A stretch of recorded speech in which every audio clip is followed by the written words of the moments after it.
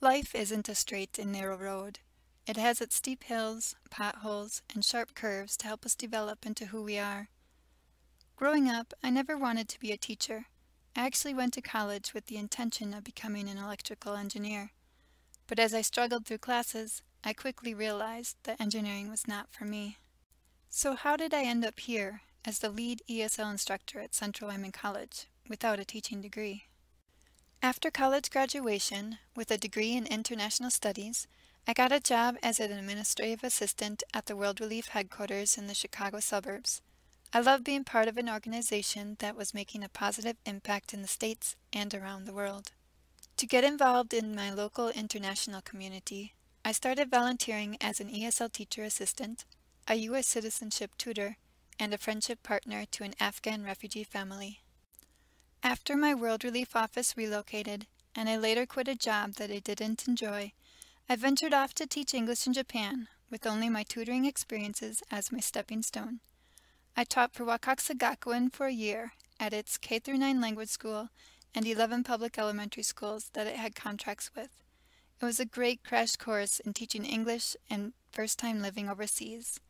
I learned how to write lesson plans, run my own classes as well as co-teach, deal with difficult students, and learn enough Japanese to communicate with the local community. Even after obtaining a TESOL teaching certificate, job searching felt like I was always hitting a brick wall. Every position in adult ESL education that I found seemed to be either volunteer or require a master's degree, even for minimal hours.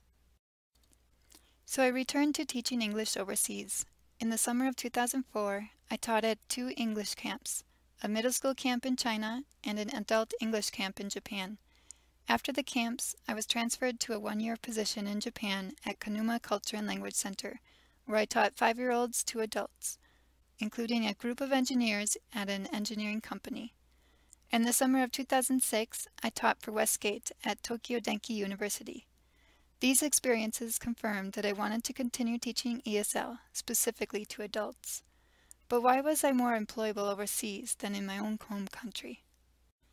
In 2007, I finally found a full-time position in Jackson Hole, Wyoming, living at poverty level as an AmeriCorps Vista work-based English coordinator volunteer. $860 a month? If it's in the mountains and I'm debt-free, I can live on that. Here is where I began interviewing employers of their staff's English needs, developing work-based curriculum from scratch, and teaching English to adults in order for them to be successful in their jobs. Shortly after my 1-year Vista position ended, I started teaching ESL at Central Wyoming College as an adjunct, working 6 hours a week. Over the course of a few years, it has grown into a benefited 30-hour 9-month position that I am very thankful for. I've learned how to interview and train teachers, assess students, teach computer literacy, and coordinate an ESL program that is beneficial to my community. But now there's nowhere up to go from here.